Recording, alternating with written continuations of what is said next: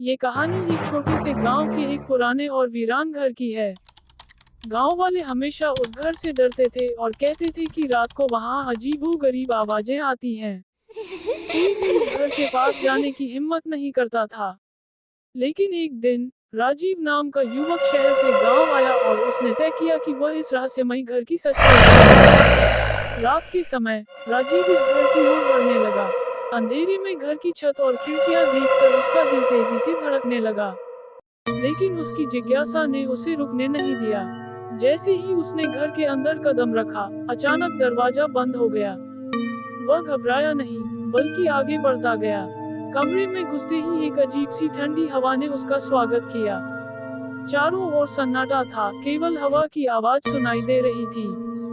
वह एक कमरे में गया और वहां एक पुरानी तस्वीर देखी, जिसमें एक परिवार हंसी खुशी नजर आ रहा था। लेकिन तस्वीर के नीचे एक खून से लिखा हुआ संदेश था, हम यहाँ फंसे हुए हैं, तुम अगला हो। ये देखकर राजीव डर गया, लेकिन उसने सोच लिया कि वह इस रहस्य को जरूर बताएगा। वह घर के और अंदर गया, जहाँ उसे किसी के रोने की आवाज सुनाई दी। वह आवाज के पीछा करते हुए एक अंधेरे कमरे में पहुंचा। जैसे ही उसने दरवाजा खोला, अंदर एक महिला खड़ी थी, जो उसे घूर रही थी। उसकी आंखों से खून बह रहा था। राजीव ने डरते हुए पूछा, तुम कौन हो? महिला बोली, तुमने क्यों मेरी शांति भंग की? अब तुम मेरे साथ रहोगे। अचानक कमरे की दीवारें हिलने लगीं और घर के अंदर एक तेज चीख सुनाई दी। राजीव समझ गया कि वह कुछ गलत कर चुका है। उसने भागने की कोशिश की, लेकिन हर दिशा में दीवारें थी। फिर उसने देखा कि वह महिला उसकी ओर बढ़ रही थी। उसकी आंखों में घातक नफरत थी।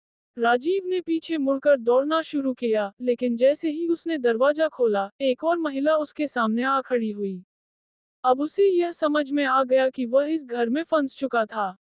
अगले दिन गांव वालों ने देखा कि वह घर का दरवाजा फिर से बंद था, लेकिन राजीव का कहीं कोई पता नहीं चला। उस घर की दीवारों पर एक और खून से लिखा हुआ संदेश था, तुम अगला हो। अब वह घर और भी डरावना हो गया था, और कोई भी उस ओर नहीं जाता था।